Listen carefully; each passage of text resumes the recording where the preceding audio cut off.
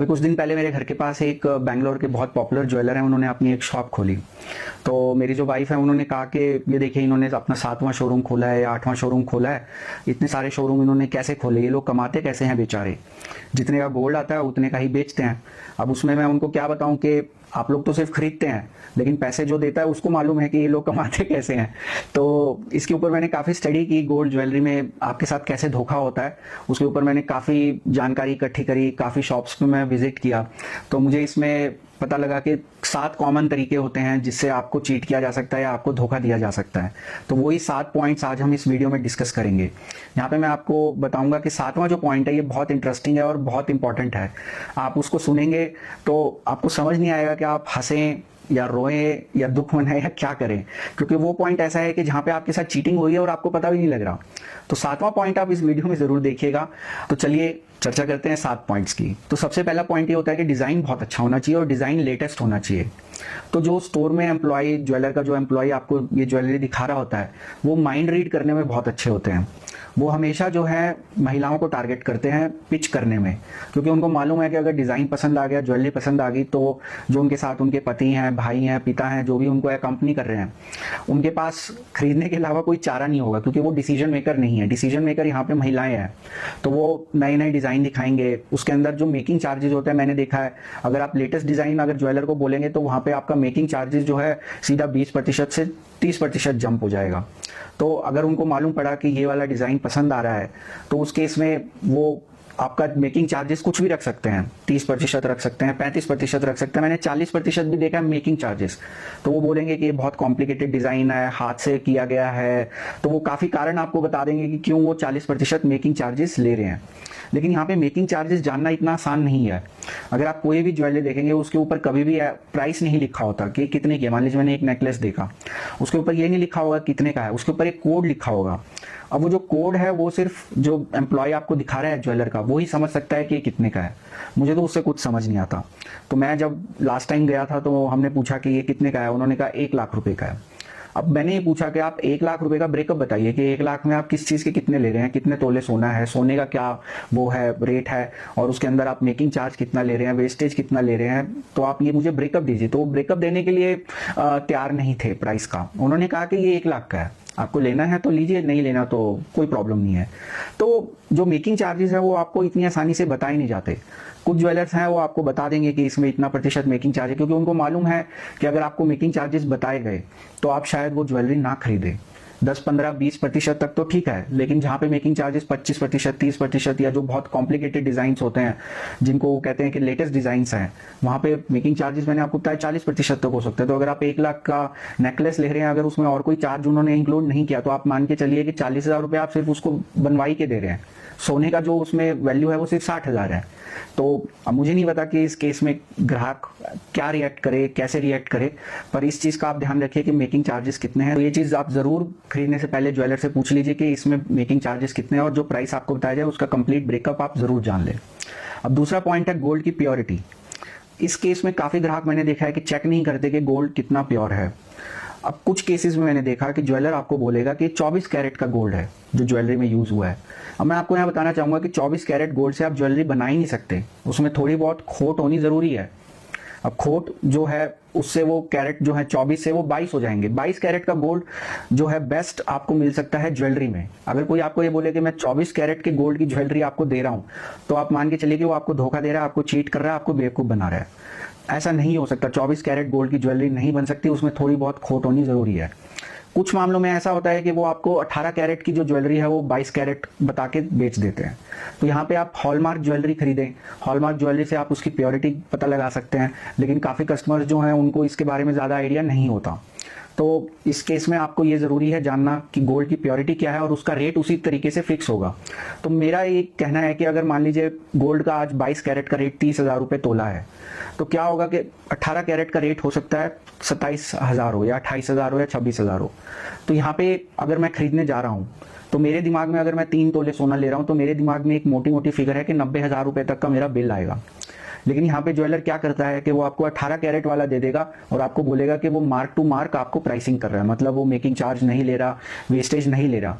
तो एक्चुअल में जो आपको 18 कैरेट की गोल्ड मिली उसकी वैल्यू हो सकता है कि कुछ 10-12 हज़ार रुपये कम हो 90,000 से, और वो आपको एज ए 22 कैरेट के रेट पे मिल जाए। तो यहाँ पे आप ये जांच ले कि गोल्ड की प्योरिटी क्या है और उसका ऊपर हॉलमार्क का साइन है या नहीं, तभी आप उस प्योरिटी के गोल्ड के रेट के हिसाब से ही पैसे दें। अब तीसरे नंबर पे आता है कि जब आप कोई भी ज्वेलरी खरीदते हैं उसमें काफ़ी सारे नग लगे होते हैं, स्टोन्स लगे होते हैं, तो डिज़ाइन में वो काफ़ी अच्छे लगते हैं, आपको बहुत बढ़िया लगता है कि वाह बहुत सुंदर दिख रहे हैं यहाँ पे। लेकिन आप एक चीज़ का ध्यान करना भूल जाते हैं कि जब आप वो नेकलेस ले रहे हैं जिसके अंदर ये स्टोन्स लगे हुए हैं, ये नग लगे हुए हैं, आप उन स्टोन्स के ऊपर गोल्ड का रेट दे रहे हैं। अगर मान लीजिए आपने 15-20 ग्राम, 20 ग्राम का मान लीजिए आपने एक नेकलेस लिया या कोई भी ज्वेलरी ली, उसके अंदर 10% स्टोन्स लगे हुए हैं, तो 2 ग्राम का जो रेट है वो पत्थर के रेट के ऊपर आप सोने का भाव दे रहे हैं ज्वेलर को। ये नुकसान आपको खरीदते हुए नहीं है, बेचते हुए भी होगा। बेचते हुए कैसे? बेचते हुए ज्वेलर बहुत आपके साथ समझदारी करते हैं, वो कहेंगे कि ये जो बीच में ये लगे हुए हैं नग या पत्थर, इनको हम माइनस कर देंगे टोटल वेट में से। तो खरीदते हुए तो वो आपको उन्हीं नग और पत्थरों का रेट जो है वो गोल्ड का चार्ज करते हैं, पर बेचते हुए उसको माइनस कर देते हैं। तो यहाँ पे आपको डबल नुकसान है। अगर आपने मान लीजिए 1 लाख की ज्वेलरी ली और उसके अंदर 10% अगर ये नग लगे हुए हैं, तो 10,000 रुपये आपने खरीदते हुए फालतू दिए और बेचते समय आपको 10,000 का डायरेक्ट नुकसान है, तो टोटल आपको 20,000 का नुकसान हो गया इस केस में। तो सीधा सीधा 1 लाख की ज्वेलरी पे आपको 20% यहाँ पे नुकसान है। तो जो ये नग होते हैं या स्टोन लगे होते हैं, आप ऐसी ज्वेलरी ना ही खरीदें तो बेटर है, क्योंकि आप खरीदते समय उसके ऊपर सोने का भाव देंगे और बेचते समय उसका आपको कोई मोल नहीं मिलेगा, तो आपके लिए डबल नुकसान है। अब चौथा पॉइंट आता है वेस्टेज। कई बार वो लोग आपसे वेस्टेज भी चार्ज करते हैं। वेस्टेज कितनी हुई है ये किसी को नहीं मालूम। नॉर्मली ये प्रतिशत 5% से 7% रहता है कि 5% हमने एक्स्ट्रा ऐड कर दिए प्राइस में, वो हमारी वेस्टेज थी। अब वेस्टेज जो कॉम्प्लिकेटेड डिजाइन होता है मैं मानता हूँ थोड़ी बहुत वेस्टेज होती है, पर कितनी हुई है किसी को नहीं मालूम। तो आप इस चीज़ का ध्यान रखिए कि आप कितनी वेस्टेज उसके अंदर चार्जेस आप दे रहे हैं। यहाँ पे आपके साथ धोखा होने की प्रोबेबिलिटी है। अगर आप अपनी जजमेंट लगाइए कि इस पर्टिकुलर नेकलेस में या इस पर्टिकुलर ज्वेलरी में कितनी वेस्टेज हो सकती है, आप इसके बारे में और जानकारी लीजिए ज्वेलर से, और आप जब संतुष्ट हो जाएं कि हाँ इतनी प्रतिशत वेस्टेज हो सकती है इसको बनाने में, तभी आप उसको एग्री करें, नहीं तो आप एग्री मत करिए। तो यहाँ पे 5वें नंबर का पॉइंट आता है कि कुछ लोगों की आदत होती है वो गोल्ड कॉइन या गिन्नी खरीदते हैं इन्वेस्टमेंट के पर्पस के लिए ज्वेलर से, ताकि उसको आने वाले टाइम में जब उनको ज्वेलरी की जरूरत पड़े या किसी टाइम पे जब मैरिज होगी तब उस टाइम पे वो उसको ज्वेलरी में कन्वर्ट करा लेंगे। अब यहाँ पे सब कुछ ठीक ठाक है, अगर आप जिस ज्वेलर से खरीद रहे हैं उसी ज्वेलर से आप ज्वेलरी बनवा रहे हैं। उसमें भी एक नुकसान है कि जब उस ज्वेलर को पता है कि ये गिन्नी या गोल्ड कॉइन उससे खरीदा गया और आप उसको ज्वेलरी में बनवा रहे हैं, तो वो जितना मेकिंग चार्ज लेना चाहे वो ले सकता है, जितना वेस्टेज लेना चाहे ले सकता है। लेकिन यहाँ पे आपको डबल नुकसान तब होता है कि जब आपने गोल्ड कॉइन और गिन्नी जो है ली ज्वेलर ए से और आप उसको ज्वेलरी में कन्वर्ट करवा रहे हैं ज्वेलर बी से, तो वो लोग कभी भी उसका पूरा वैल्यू नहीं देते। पूरी वैल्यू आपको उसकी तभी मिलेगी जब आप सेम ज्वेलर से उसको खरीदा है उसी ज्वेलर को आप बेच रहे हैं। लेकिन अगर आप किसी और ज्वेलर को बेच रहे हैं तो वहां पे आप मान के चलिए कि आपको 10-15% का सीधा साधा नुकसान है। तो सिंपल सा एग्जांपल आपको बताता हूं कि अगर मान लीजिए मैंने 10 ग्राम की गिन्नी ली या 20 ग्राम की गिन्नी ली ज्वेलर ए से, तो आज उसका रेट जो है वो मान लीजिए 30,000 है, तो 20 ग्राम का रेट हुआ 60,000। उसमें कोई मेकिंग चार्ज नहीं, कोई वेस्टेज नहीं, क्योंकि वो एक टुकड़ा है, तो मैं 60,000 में लेके आ जाऊंगा। लेकिन अगर मैं वही गिन्नी ज्वेलर बी को बेचने जाऊंगा तो मुझे शायद उसके 55,000 मिले या 56,000 मिले। अगर मैं उसको ज्वेलरी में कन्वर्ट कराऊंगा जिस ज्वेलर से मैंने खरीदा, तो वहां पे प्रोबेबिलिटी है कि मेरे को मेकिंग चार्ज और वेस्टेज ज्यादा लगाया जाए। लेकिन अगर मान लीजिए मैं वही गिन्नी से किसी दूसरे ज्वेलर के पास जाता हूँ ज्वेलरी बनवाने में, तो मुझे पहला नुकसान ये होगा कि उसकी एक्सचेंज वैल्यू मुझे कम मिलेगी, और दूसरा नुकसान होगा कि उसके ऊपर जो मेकिंग चार्ज या वेस्टेज वो जो दूसरा ज्वेलर मुझे लगाएगा वो भी मेरे लिए एक नुकसान है। तो यहाँ पे मेरे लिए डबल नुकसान है। तो आप जो गोल्ड कॉइन वगैरह अगर आप खरीदते हैं, अगर आपको उनको ज्वेलरी में कन्वर्ट कराना है कभी आगे चल के, तो आप मत खरीदिए। आप इसकी बजाय गोल्ड ETF में पैसा डालिए या गोल्ड बॉन्ड्स में पैसा डालिए। आपको जब भी ज्वेलरी की जरूरत हो आप उसको बेचिए गोल्ड ETF को, और उससे आप ज्वेलरी खरीद लीजिए। लेकिन अगर आप गिन्नी लेते हैं या गोल्ड कॉइन लेते हैं तो आपको उसमें नुकसान होने की प्रोबेबिलिटी ज्यादा है। तो छठा पॉइंट ये है कि जब आप ज्वेलरी को बेचने जाते हैं वैसे तो भारत देश में हमारे पास जो भी ज्वेलरी है उसके साथ इमोशनल वैल्यूज अटैच हैं। मेरी मम्मी के पास मेरी दादी जी की, मेरी दादी जी के पास परदादी की, तो वो सब ज्वेलरीज आगे आगे खानदान के साथ आगे आगे बढ़ती जाती हैं।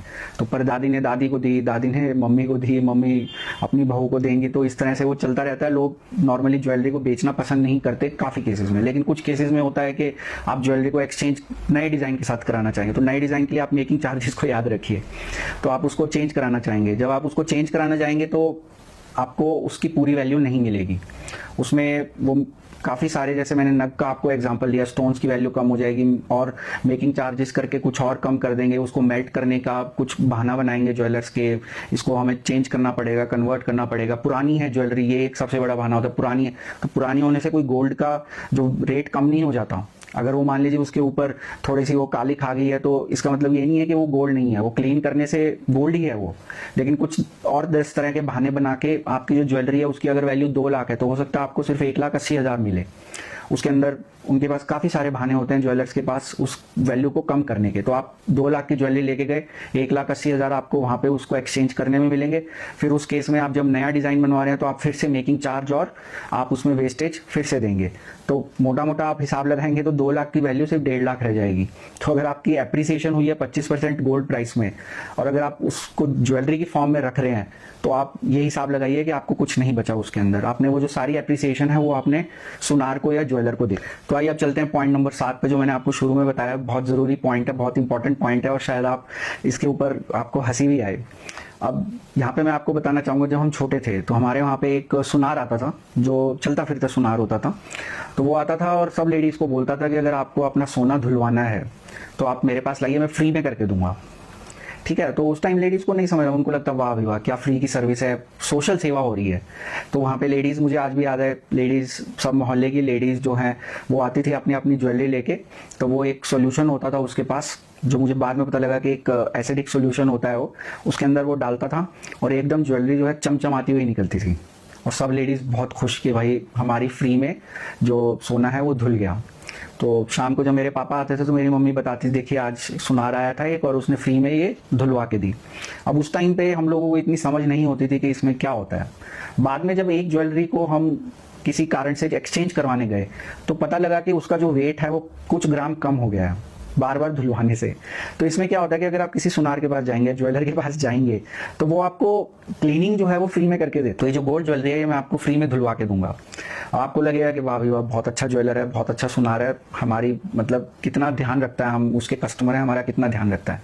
पर यहाँ पे मैं आपको बताना चाहूंगा कि जो सोल्यूशन होता है वो एसिडिक सोल्यूशन होता है, और जो गोल्ड के जो कुछ पार्टिकल्स हैं वो उसके अंदर ही रह जाते हैं। अगर मान लीजिए मैं सुनार हूं और मैंने ऐसे 100 पीस हफ्ते में, महीने में धोए, तो मैं आराम से उसके अंदर 80-90 हज़ार या 1 लाख रुपए तक का सोना वहाँ पे बना लूंगा फ्री में। मुझे सिर्फ फ्री में धो के देना है। तो इसलिए जो है आप कभी भी अपनी ज्वेलरी को इस तरीके से ना धुलवाएं किसी ज्वेलर के पास या सुनार के पास। उसको साफ करने के घर में भी कई तरीके होते हैं, आप इंटरनेट पे सर्च करिए, आप घर में उसको साफ करिए, कई और तरीकों से आप उसको बिल्कुल नया जैसा बना सकते हैं। लेकिन जो अगर आप किसी एसिडिक सोल्यूशन में उसको धुलवाएंगे तो आप 1-2 बार धुलवाने के बाद उसका वेट फाइंड आउट करिएगा, आपको मालूम पड़ेगा कि आपको कितना लॉस हुआ है। वो एक धुलवाई आपको कई हज़ार रुपए की पड़ेगी, जो आपको लग रहा है कि बिल्कुल हमारा फ्री में हुआ है। तो ये पॉइंट मैं लास्ट में शेयर करना चाहता था, क्योंकि मैंने आपको बताया कि आपको हो सकता है इस पर हंसी आए, रोना आए, दुख हो कि हमने ऐसा क्यों किया। तो अगर आपने कोई ऐसी ज्वेलरी धुलवाई है सुनार से, तो आप अभी उसको वेट करके देख लीजिए, तो आपको मालूम पड़ेगा कि मैं जो बोल रहा हूँ सच बोल रहा हूँ।